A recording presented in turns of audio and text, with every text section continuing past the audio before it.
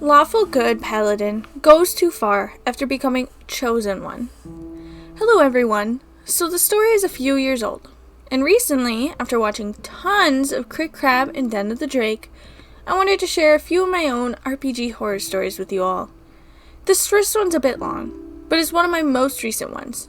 Haven't had a group meltdown like this since. So this story involves 5 people. All of us seasoned players and role players coming into this game. First, our previous roommate of a couple years, the DM. A good friend of ours, half-elf wild magic sorcerer. My husband, human rogue. Myself, tiefling bard. And lastly, the antagonist of this particular story, the DM's sister, a gold dragonborn paladin of Bahamut. I don't know if I said that right.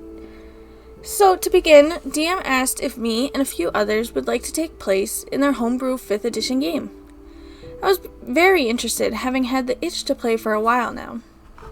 After gathering a group, DM told us to make characters that were interesting and outside of our normal builds. The personality types and the more detail in life we give them, the better. I've never gotten to play a bard, so I went with a tiefling bard that ran her own brothel within the city called the Blooming Rose, that had a unique business practice. My hubby played a human rogue, and our friend played a half-elf wild magic sorcerer. They were going to play as brothers and the children of the crime lord of the city, both donning a sort of wise guys style theme, the 2 of them acting the part, complete with silly accent and sometimes over-the-top mafioso demeanor. DM's sister chose a golden dragonborn paladin with a very stereotypical do-gooder attitude. The law is the law, and if you break it, you are scum. DM loved them and gave us the time and date we would play our first session. In our first game, DM established how the world works, and the city we were in, etc. She opened with me taking one of my employees to the local church for healing. That's where I met Paladin. We conversed a bit to get things started. Them asking about my business, if it was very sinful, and I would explain how I ran most of it. That there's nothing inherently wrong with it, and that I was just providing a safe and fun experience for those in need of company. If Paladin's religion said that they weren't allowed to partake, that was fine. We don't force anything on anyone. The priest came out and told us my employee will be fine and needed rest. She had been assaulted by a customer. I thanked them. Paladin asks if they may tag along for a bit to talk. Since they found me to be an interesting person, I agreed, and we left the church to walk about town. Changing scene to the brothers, DM painting the scene of them both going through an alley, talking about business to themselves, in a relatively quiet part of town, while making rounds for protection money, information on goods, etc. When they are jumped by what looks to be a couple of thugs, but ended up being a pair of assassins. Combat ensued. The DM then says that Paladin and myself could hear the sounds of battle nearby, so we started to rush towards it. However, as they were about to finish the fight, Sorcerer's wild magic triggers. They roll and get the fireball spell, absolutely destroying the thugs. Scared, the 2 ran just as we arrived at the scene. All I saw was the charred bodies and 2 figures fleeing the scene. Paladin raised their weapon and declares, "Murderers!" They yell that they chased to try and kill them. DM looked panicked, and I jumped in, stopping Paladin. She got pissed, telling me I was letting murderers get away. I responded that we have no idea what just happened here. I asked to poke around, and DM has me roll perception, ending in me taking notice in the charred bodies' hands were drawn weapons made for an assassin. After explaining that, I go on to motion to the scene, explaining that just us 2 probably weren't suited to be taking on someone that could blow up an entire area in one fell swoop, nor was it our job to do so. Paladin grumbled and put their weapon away. DM sighed in relief. We went to find a guard, explained what we heard and saw before directing them to the scene. Not much later, Rogue and Sorcerer were later sent to the docks by their father. Happy to hear they were okay, but he was also dealing with a mountain of guild business and needed them to find out why some shipments of various things have gone missing from a local warehouse by the docks, while a local guard told Paladin and myself the same.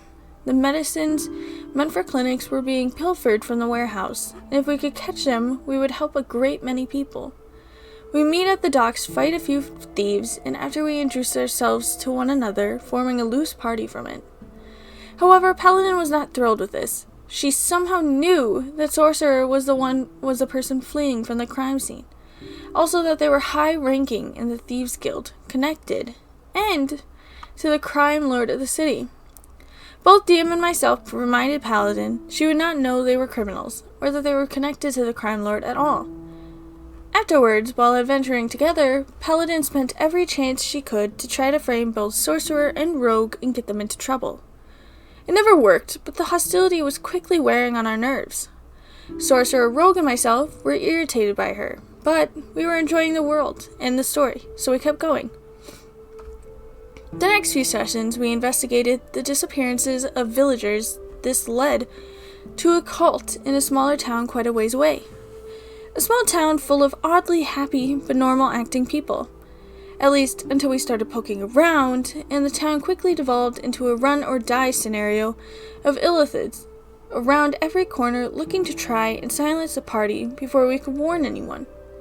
Which in turn led to finding out we were being invaded by illithids who were pretty much pulling an invasion of the body snatchers. The session ending with us barely escaping back out of the town and into the wilderness. I should take a moment to explain our party dynamic. Rogue was the guy that cracked locks, safes, lips, and bones when it called for it, and cared immensely for his younger half-brother, the Sorcerer. Sorcerer was a powerful, still budding caster and brains between the two brothers who aspired to make his brother, Rogue, and his father proud. Paladin was a tank, who acted as though they were the party face while disparaging all of us. Then me, as the smooth talker, and as time went on, healer and tank. Why was I the healer and another tank? Because Paladin made clear she wouldn't heal criminal scum like them, nor come to their defense in any way. If they die, the city will be clean of 2 more pieces of refuse. The thing about the brothers is that they, and even the guild their father ran, had a code. Don't take from people that can't go without it kind of code. They kept other more ruthless gangs and organizations from taking root in the city. But Paladin didn't care. They were criminals, and criminals aren't worth protecting, even if they contribute to quiet and safer streets. During this time, the DM had pivotal points happen for all of us. The brother's father had fallen ill and proclaimed his son Rogue will take over the guild if anything happens. Sorcerer found out more about themselves and their elven lineage and began working to gain more control of the very chaotic magic they possessed and knew little about. I had become quite familiar and friendly with royalty, most of all the current ruling queen. As for Paladin, DM said they were given divine dreams from their god, who told them they were his chosen one, making them popular within the religious sect and becoming their representative. Of course, the second she was the chosen, every chance she had, she made sure to express this and make it known that her word was absolute, because she was chosen like an anime protagonist, as well as making many deals behind the scenes to eventually ensure the arrest and or straight up execution of both Rogue and Sorcerer's characters. Needless to say, she pretty much took on the I'm the main hero of the story attitude, dictating what we were and were not allowed to do, again making all of us irritated. But we played nice. The plot was getting good, and we just figured that sooner or later her ego would deflate. Oh, we were wrong. At one point, I had found critical information that Rogue and Sorcerer needed to know, and so I dragged Paladin with me to one of their hideouts, not thinking of the risk just showing up there. A failure on my part, admittedly. Once we got there, I knocked on the door, requesting to see Rogue and or Sorcerer. They came out shortly and expressed anger of just showing up like this. It was a risk to them and the party. I apologized profusely and gave them the information. Paladin kept oddly quiet through this. We calmed down and decided to use a method of communication through guild agents. I understood and offered my brothel as a meeting location from now on. The DM suggested some of the guild's messenger birds, since they were familiar with both rogue and sorcerer, as well as being a good way we can keep contact if needed, without needing to show up there when the party is split and off doing other things. Paladin and I leave together, however, sometime later after we split up to do some light shopping. Paladin decided to go back later, march up, and try breaking into the hideout, while Rogue and Sorcerer were having a very heartwarming scene with their father, and generally a good bit of roleplay. DM asked what Paladin was hoping to accomplish, to which she quipped, "To catch them all in the act of doing illegal things." Paladin fails to open the door, and opted to just kick it down and shout in frustration once inside. "I'm going to turn you all into the city guards and have this place shut down. Hives of villainy have no place in my city," they proclaimed triumphantly. Paladin was laughed at by Rogue and Sorcerer above board as Paladin got shot at, and hit quite a few times, by the people watching the door with ranged weapons, and were told off by both Rogue and Sorcerer. "We are supposed to be a team, and you are not only putting us in danger by trying to expose us, but also the effort to stop the invasion. Go back to your church and butt out of the guild's business. You don't see us dropping by the church to start trouble, so don't do it with us." Wounded and annoyed, she left. As we investigated, we found out the Illithids had already taken over some high-ranking positions, including many of the heads in the royal court. We got a private audience with the Queen explaining to her the situation, showing our evidence. The Queen explained she had some idea of what was happening for some time, but had no idea how bad things were until now. Getting on in years, she expressed she does not feel she was capable of dealing with such a threat. Her lack of action has already brought this to the point that it had. She asked what we felt we should do, and most of us came to the same conclusion. We needed to fight the Illithids, and show we will not just stand by and let them kill us and take over. At this point, the Queen says, "Each of you have quite a lot of pull in the city. I'm going to summon a meeting and announce I will be stepping down as Queen. And with no heir, it will be up to you to put someone you know, you can trust, in my place by convincing the remainder of the court." We were taken aback by this. None of us had planned to suddenly get the chance to be ruler of an entire kingdom. Paladin smugly says they are the chosen one of their god, a far more noble role than being a paltry queen. We rolled our eyes and discussed what to do. Rogue and Sorcerer refused because of their position. It would not look good to have shady people like them on the throne. It was decided I would take over. The common people loved me, and my own connections with the everyday people, and the dirt I had on nobles that often made a habit of visiting my establishment, made it the best choice, and the easiest. DM called it there, and told us to brush on Parliament procedure, and to be ready for anything in 2 weeks. We discussed after game, during this time, our plans. Rogue and Sorcerer would get Manifest ready to show proof that not only can I help supply an army, but was already set to help do so. Paladin was to bring the church members as both a demonstration of support and as backup. If the Illithids were to try to escape, they would be ready to stop them. I was to present myself as a strong leader and give a rousing speech to show I could not only lead a nation, but that I would not let any monsters try and stop me, no matter who they think they were, in order to not only inspire, but intimidate any of them in court. 2 weeks were gone in a flash. It came the big game. I am unsure what happened in between the time, but I guess DM thought doing all that research before game was a bit too much, or maybe DM just got too busy. But when the game took place, the Queen stepped down. Everyone was shocked. She appointed my bard as a successor. I gave a few points about what's going on, what resources I had, and what was planned, and they all voted and agreed for me to rule. We all were a bit disappointed, but rolled with it. As members left, a few stayed behind, doing the evil slow clap. We confronted them, but wondered why they approved this. After a villainous monologue about playing their cards just yet would be foolish. They transformed to their true selves, and the battle started. We fought hard and brought all but one down. However, before we could deliver a final blow, They summoned a portal, sending us to an unknown location. It was dark, cold, and floating above us was a grotesque illithid-like creature in a giant sphere of water. It was phase 2. The dice gods were on our side, and we just barely survived. As it fell on the ground, it relinquished a runic stone of some kind. Sorcerer walked over and touched it. DM tells him he sees other worlds that fell to the invaders. However, it seemed they were not out to just conquer. They were running from something and trying to hide in the other worlds. Suddenly, a portal opens. Sorcerer asks to do an arcana check on the stone, gets a natural 20. DM explains it's an anchor and that we have a choice.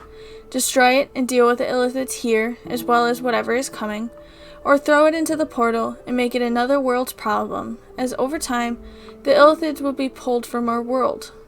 DM warned us there was no guarantee they would not return eventually. Above board, it did not take long to decide what to do. We agreed to destroy it and try to conquer the illithid threat, and do our best to prepare for what else was coming. Rogue says he will leave this to Sorcerer and the party to figure out. Before deciding to go through the other portal to scout where it would drop us off, leaving me, Sorcerer, and Paladin alone, here's where shit hits the fan. Sorcerer wanted to strike up a roleplay about coming to the decision. Back in character, he said perhaps we should take a vote or discuss the options we had, and the pros and cons. Before he could finish his full thoughts, Paladin interrupts. We need to destroy it. Hand it over now, or I'll take it. Sorcerer shakes his head and says we can talk about this a little bit. Paladin doesn't wait another moment to roll to grapple and knocks the runic stone from Sorcerer's hand. I want to make note, Sorcerer was defenseless, as she also proceeded to also strike him repeatedly afterwards. I rush over to stop her, and to heal him using my last spell slot. She throws him aside, points her weapon at me, and states, You try to stop me or help him, I'll kill you too. Sorcerer's had enough of Paladin's crap in this moment. In truth, we all did. He is upset and dumbfounded by what had just happened. Rogue is as well. Paladin smiles smugly and declares, triumphantly, I proceed to go over and smash the stone. Both of them say that Paladin has just pretty much ruined the DM's game by ensuring neither of their characters will ever work with them again. Sorcerer, because she had effectively just curb-stomped him to an inch of his life, and when Rogue learns that neither will he. Effectively, ensuring the war effort would lose his supply chains, scouting power and contracts of the Thieves Guild. DM and myself are still just left just dumbstruck by what happened. DM sighs and decides to end the session there, probably to try and work on what she was going to do about this. Paladin grabs her stuff, thanks DM for the great session, and leaves. DM in shock just stands and staggers to her room. I talk to Rogue and Sorcerer. Sorcerer makes it clear he will not play with her again. She ruined any trust they had of her in character, and any fun he had role-playing their characters together every chance she had. Rogue and I agreed, also royally pissed off. We also decided if DM wanted to go on, we will, but not with Paladin. Next day, DM asks to talk to me. She asked me if there was anything she could do as DM and Paladin's sister to reconcile things as a group so the group could move on. I explained that Paladin has caused a very large rift in the group by flying off the handle, especially since DM didn't try to stop her or intervene. I explained that short of saying, no, you can't do that, and I won't allow it, she really couldn't have either, and we don't blame DM. We were all upset with Paladin and her decision to just hulk out and beat up a fellow PC. I go on to say that if things were to continue, Paladin would need to apologize to the group, and her as a DM for derailing the game for what amounted to, I am the chosen one, we do what I say or else, tantrum. But I didn't think even that would work. Rogue, Sorcerer, and I were fed up with how Paladin was acting. It went beyond just snide remarks about them being criminals, and at every turn and trying to have them locked up. It was disruptive and derailing to every session have at least one point where we must stop progression to indulge Paladin's lust for trying to fuck them over. Now, I already talked with both Sorcerer and Rogue. Both had agreed to play again if she is out, which, given how she behaved, both in and out of character, she attacked one of our allies who, despite her character's crap, always fought alongside them. one who was defenseless in that moment and not offering any physical resistance. If that's not breaking her oath to remain honorable and just, I don't know what is. So not only would her God turn his back on her, so would the church once they found out about her actions. And believe me, they would find out, because I would tell them she was dragging their honor through the mud with her behavior. DM looked at me and explained that they already talked to Paladin, and Paladin said she did nothing wrong, and she didn't feel she needed to apologize, that it was what her character would do. DM went on to explain she didn't want to play without her, because it was her sister after all, which is fine, but the rest of us wouldn't play with her, without some form of apology. But Paladin wasn't going to budge, and so the game was over, ruined by Paladin's power trip. TLDR, lawful stupid Paladin goes on a crazy power trip, tries to murder part of the party, threatens to murder the other, and then is surprised Pikachu face when we express that we didn't like what they had done, and claims that it's what their character would do, leading to the campaign going into permanent limbo. 18-month Nightmare Campaign. About a decade ago, I was a player in a D&D 3E campaign, which was so horrible, so awful, that the details are burned into my memory. This is a long one, and I'm giving the abridged version. The campaign started at first level. When I finally quit, after about 18 months of weekly 6-hour sessions, usually with 2 to 3 combat encounters each, we just reached 6th level. I played a divination wizard. The other players were a monk and a rogue. Between us, we had every single skill at maximum proficiency and good ability modifiers. The DM set skill check DCs so arbitrarily high that we never succeeded on anything. The story was that we were escorting a chosen one and her DM PC bodyguard to a faraway city and doing quests in each town we visited, because thou must. The Chosen One would heal us up between fights with her Chosen One's powers, which was helpful because we ended up every single encounter unconscious on the floor. We'd wake up to the Chosen One healing us up, the DMPC having killed the remaining enemies with her magical, one-of-a-kind revolver with infinite bullets. Our first quest had us clearing out a nest of monsters outside of an elven village. The elven major promised several hundred gold and a handful of potions as our reward. The dungeon was filled with Grell, basically tentacle monsters with beaks and taser sticks. After 8 or 9 encounters of getting electrocuted and bitten and then healed back up, we went back to the village, only for the mayor to summon 24 guards and kick us out of town empty-handed. This became the norm for our quests. Arrive in a new town, get asked to handle a problem, fight and lose 8+ encounters, then leave empty-handed. We couldn't refuse the quests because thou must. We couldn't ask for a payment in advance because thou mustn't. For a group of townfolk who couldn't handle their local problems, they sure did have a bunch of powerful armed guards ready to kick us out of town every time. In 18 months, the party received almost no rewards of any kind. The DM ensured that enemy weapons broke after they were downed, their armor was ruined by battle, and they carried nothing of value on their persons. The few items of value we found were intentionally unusable by the party, like a +1 bastard sword, or an intact suit of half-plate, stuff nobody could use effectively. Even in those cases, every vendor we found refused to purchase any of our equipment, magical or otherwise, not even for a fraction of its value. Our expenses, however, were very real. The monk ran out of money almost immediately, and the rogue and I had to start paying for their room and board. We stopped buying arrows almost immediately because we couldn't afford them. When we needed to board the ship, we had to sign up as hard laborers just to afford paying for the Chosen One's ticket. My character started with about 100 gold pieces. By the end of the adventure, my character had less than 10 gold pieces. The DMPC, of course, always had enough gold to pay for her own expenses, but would never lend us so much as a bent copper piece. We had a +1 dagger, with a unique property that I could count as silver, cold iron, adamantine, etc., for the purpose of overcoming enemy damage reduction, but only one at a time, and changing type costs your action. Sounds good, right? Except the DM that threw monsters at us with extremely high damage reduction, only overcome by one of those materials, then made figuring out which arbitrarily impossible.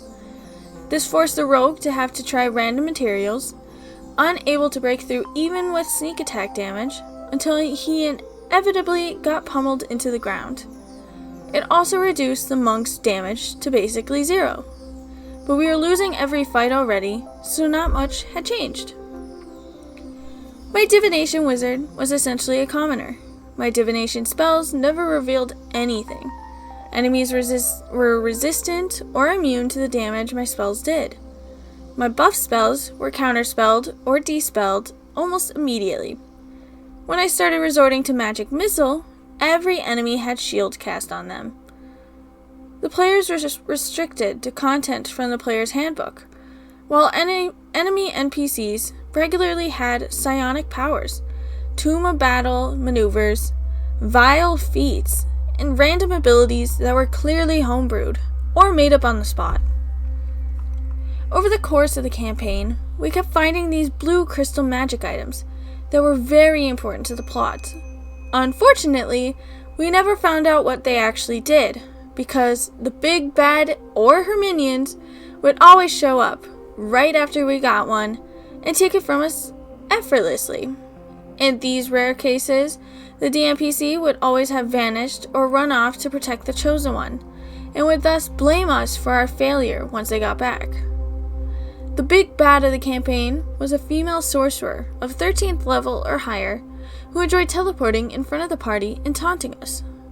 Any attempt of violence against her reduced the PC to 0 hit points instantly, no saving throw. The big bad would also hit on the monk relentlessly, which was really the DM hitting on the monk's player, despite him being a cis straight guy and her being openly lesbian. When the monk player got a girlfriend, the DM stopped hitting on her. He then started dating a girl who looked just like the monk player and brought her into the game as a paladin. Paladin, naturally, had several magic items, no attributes below 16, bonus feats and features, and 2 paladin flunkies who followed her around and protected her in combat. In addition, enemies started targeting Monk first and knocking her out, usually in the first round of combat. Shortly before I stopped playing, the DM revealed to me that the entire campaign was a book he had written before the game started, in which the Chosen One and DMPC were the protagonists. Our characters weren't in his book at all, which certainly explained why none of our choices amounted to anything. Realizing that my presence at the table didn't even matter was the final straw. I told the DM that I wasn't having fun with the campaign, and he told me, "I'm not here for you to have fun." That's when I finally left the campaign and stopped hanging out with the DM. The rogue quit the game the week after I did, upon learning what I'd learned. The monk stuck around a bit longer, but eventually quit when the DM petrified her character and told her to sit quietly until she was unpetrified. She somehow managed to endure 2 whole sessions of coming to the table and sitting quietly while DM and Paladin played a solo game before she finally gave up and quit. The story is, we can get this magic item for free. Cool! How about we murder them to get it instead?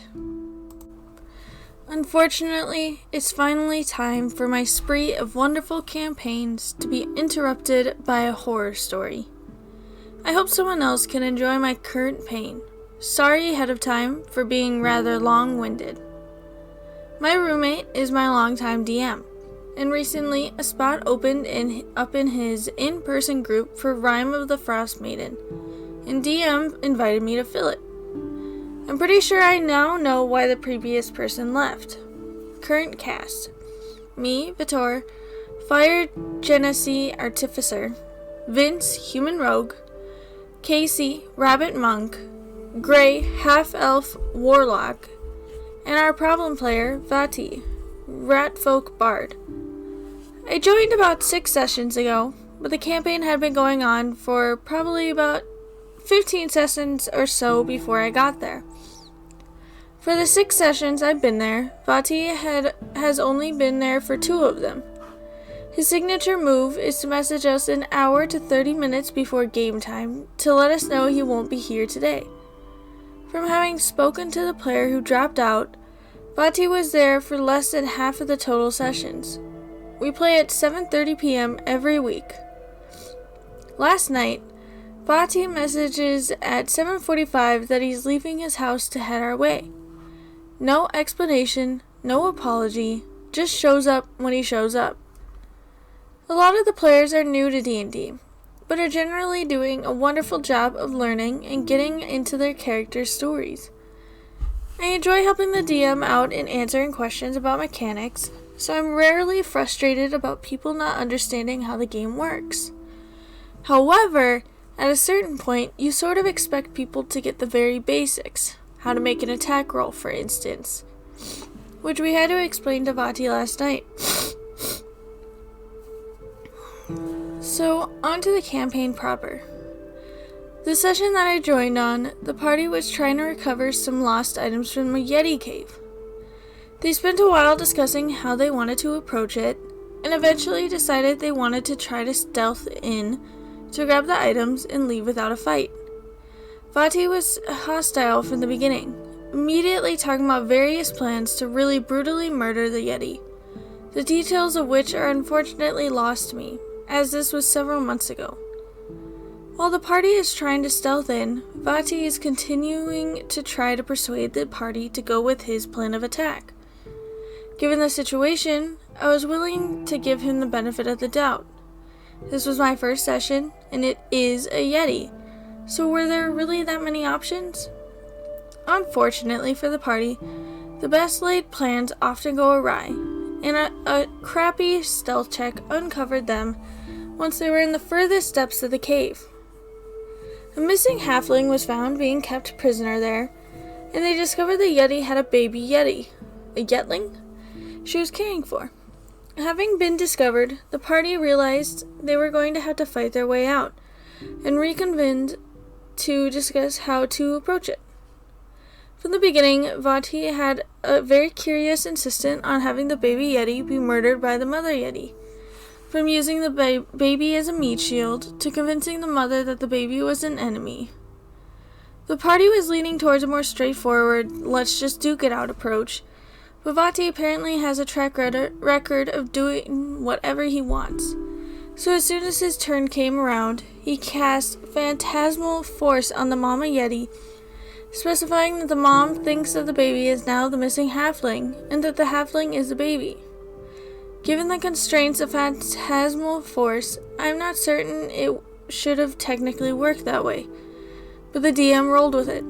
He's very good about just going with the rule of cool. Roping the halfling into the plan, they were able to get the Mama Yeti to believe that halfling had just attacked the Yetling, and so beat the crap out of the baby before finally coming to and realizing what had happened. Vati's idea had been that, upon seeing what she'd done to the kid, she'd be overwhelmed with despair and then be able to run off. I can't stress enough the strange sort of glee he had in explaining this plan. There was genuine excitement specifically in having the mother kill her own kid. He absolutely would not stop talking about it. Of course, the Yeti didn't just sit there and take it, and lashed out against the party. Hard fight for them, but they won out in the end. On the way out, they run into Papa Yeti, returning from a hunt. Vati repeatedly taunts Papa Yeti about what he's gonna find further in the cave, and elaborates on what was done. Again, they win the fight, but by the end, the entire party was like, really, Vati? This is messed up, but just kind of went with it. That's my very first introduction to Vati and his player. I tried to give him the benefit of the doubt that it was just a situational bit of a F-upness. We all come up with weird and potentially effed up plans now and then. Following this were 3 or more sessions where Vati never showed up and had to be NPC'd in the background. The party warms up to my artificer, and there's a decent amount of chemistry overall. The whole party are effing weirdos, so it all works out. Lots of fun moments, and I'm very much enjoying seeing the big character plots going on with Gray as their backstory starts to play out. Cut to last night, our most recent session. Due to outside circumstances, Casey and Gray can't come to the session, so it's just Vince, Vati, and myself. Vati gets there extremely late, but eventually we start the game up, resuming a trek through the wilderness to Fort Sunblight. After failing a survival check, we end up lost and run into crevice overtaken by gnolls. We survive the encounter by the skin of our teeth, everyone down but myself, and me in a single-digit health. It takes stock of our surroundings. We can hear more gnolls in the distance and notice they've set up some sort of base in the crevice. We've got no business or plot hooks here and just got our asses handed to us, so we decided to head out and resume the journey to Sunblight. On the way, we run into a party of friendly kobolds. They tell us they're looking for a white dragon to worship, but they can't find her anywhere. We talk to them a bit about what they're doing and where they've been. They happily tell us about the fort we're looking for, describing what they know of it. Vince tries to convince them to join his zoo, and Vati asks if they have anything to trade.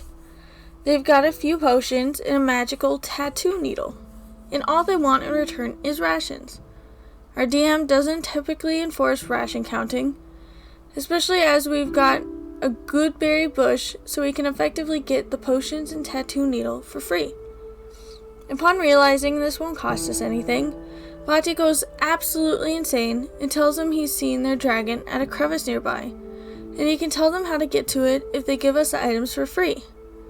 He's smirking and laughing as he says this. He fully intended to direct those very friendly kobolds to certain death at the gnoll hideout for what reasons? I guess when this magic needle is literally going to cost us absolutely nothing to obtain. My artificer immediately interrupts and says Vati is lying and not to listen to him, and offers them rations in trade. Vati gets testy and repeatedly tries to offer this fake information to them, even after the trade is done and the kobolds are leaving. They clearly no longer trust our party and are trying to get away from us as quick as possible. We ended the session shortly afterwards, and I was in a state of shock as to how strange and needlessly cruel Vati's plan was. By the way, Vati is an ambassador, and this is his general approach to everything. Apparently he's an ambassador to the murder hobo affiliation. If his past track record is anything to go by, the next few months of this campaign are going to be rife with content for the sub. Pray for me. Vati is purely chaotic evil, caring about absolutely nothing except the pain of others. It's very clear in the small amounts of encounters that there was of him. At this point, if Vati is barely ever there, then it would be something to bring up to the DM or the other players if the DM struggles with confrontation. Vati doesn't bring anything to the party. Literally, all he does is late games, half an attendance, and multiple murders under his belt, or at least tried murders in the game. Hopefully, there is a possibility of getting him to be better, like maybe his character better, or to just get him out of there if all things fail, because at this point it feels like it's not very fun. Not just the way he plays his character, but I think the late sessions, the missed sessions, that would annoy the crap out of me. Because people they make time for this. They can't just always just run by your schedule. And if it's a planned day to do it, the fact that he continuously does it like 15 minutes before is a little bit annoying. But anyways, that's all for today, and I hope to see you next time at Lisa's Dungeon. Goodbye.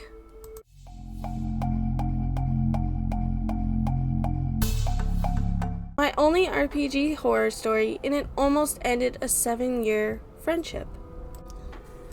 So for context, this happened last year when my friend and I started playing D&D every day over Discord because of lockdown.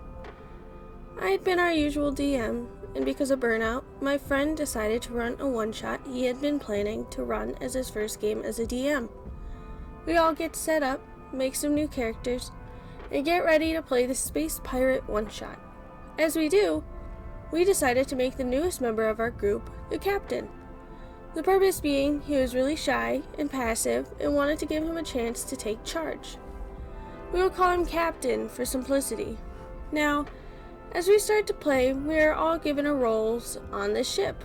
I am given the job as a gunner and am told to man the cannons. Well, the campaign starts and we are told we are being chased and are known fugitives. We are given options: run full speed, try to play it out, or fire at the nearby patrol ship. We decided to play it cool. It didn't work. We start booking at full speed and are directed by our captain.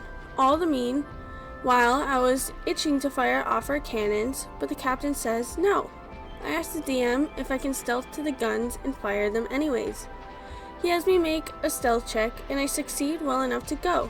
I fire off the cannons and hit the patrol units behind us. DM: you all hear the guns go off and see one of the enemy ships go up in flames. You hear over the communications, you have just fired a Hanso, and so Galactic Police Force, lethal force is now authorized. Me frantically messaging the DM: wait, I stealth. How did they know the guns went off? It's a gun, my guy. And you blew up one of the cops. F. Fair. At least they don't notice me. DM: who don't I see on the bridge? Everyone is still here, except OP. Well, we land on a mostly desolate planet nearby and exit the ship in a crash landing. Now we are exiting as first mate starts yelling, "This is bull! This only happened because OP shot first. Against captain orders. He needs to be punished." Captain: alright, I'll take care of this. Hits me for unarmed damage. I accept this as a punishment, and am ready to move on with the quest as first mate shouts, "What? He nearly killed us all. That is not a sufficient punishment for disobeying a captain's orders." Me: well, that was the captain's decision, so we are moving on. So if we... No, that is bullcrap. I'm not going to accept that. Well, now then it's you who's disobeying orders. Well, I suppose that doesn't matter, since the captain isn't going to do anything about it. Character pulls gun on my character. Then I might as well kill you right now. Me trying to get the heat away from my character? Wow, that sounds like a threat. What are you going to kill? The captain next if he doesn't listen to you? Instantly, the other PCs hear threats about the captain and start to get defensive. The first mate is honestly tripping over his words now that he is feeling threatened. It starts to shout super threatening things like, well, if that is how it's going to be, that anyone can be captain, and if I were captain, we would just kill those who insubordinate. He ends up shooting at my character and misses, and the crew opens fire on him, killing him in one turn. This in itself was insane because we had never gotten into a situation like this before. We take a moment to cool off, let first mate roll up a new character, and move on. Or so we thought. First mate had made up in his mind that since we killed his first character, we wouldn't trust the second character, and openly admits to DM that his character's goal was going to be to kill my character. We are a pretty vengeful group and aren't above hurting each other, and when it comes to our one-shots, we are pretty content to let them die, cause, well, one-shot.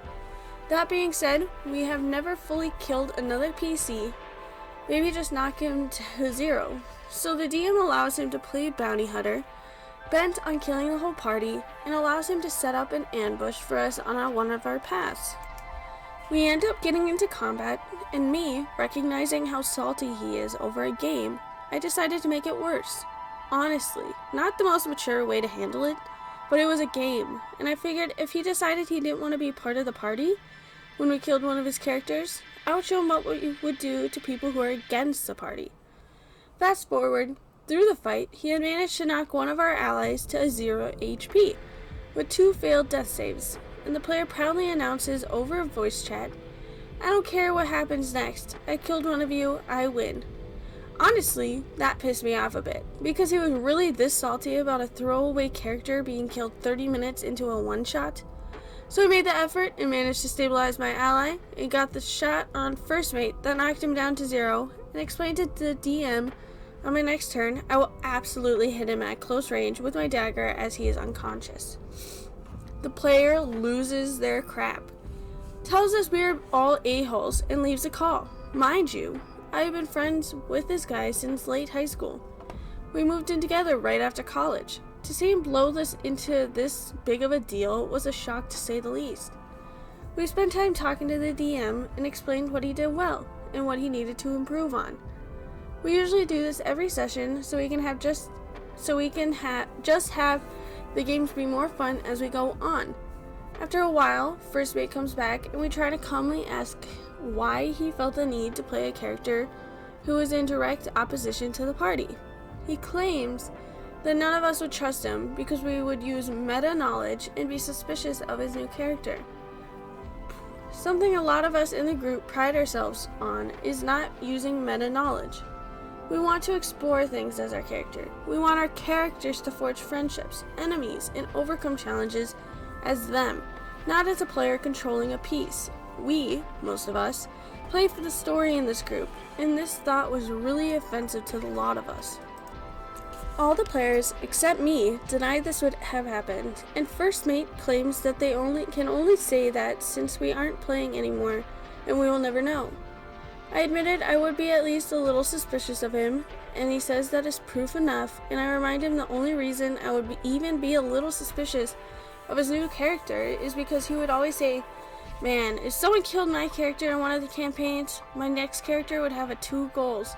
Resurrect my first character and kill the PC that killed him in the first place." I mean, I think it's fair to be a little sus when he says that often. One of the other players explains to first mate that he could have made another pirate, and if the pirate told him this is bullcrap, first mate got killed when it was Gunner's fault, we should let Gunner have an accident on our expedition, that they would have been good allies. First mate claims, "Yeah, but if we did that, OP would have done the same thing I did." I quickly point out, "No I wouldn't. I am playing Lynn, character whom I often play in one-shots. She is historically the A of the joke and has been killed at least twice and nearly killed countless times. Never once have I tried to get revenge on my friends." I wish I could say we came to an understanding, but honestly, we called it a wash and first mate took a break from playing with us that week. Honestly, his reaction was really uncalled for to me. We ended up having to talk about it later, if we were going to keep him at the table when his behavior was getting worse. Ultimately, we decided to keep him at the table because 90% of the time he was a great player to have, as he always introduces a bit of evil spice to the games. But seeing as this behavior was also common outside of the table, I decided to stop hanging out with him outside of the game, as a lot of our conversation turned into how things involving other people affected him personally, while refusing to see how his actions affected those around him. Edit adding TLDR. TLDR, player dies at the start of a one-shot, decides to make character to kill the party, gets mad when he fails, claims if he made an allied character, the party would be against him for his first character.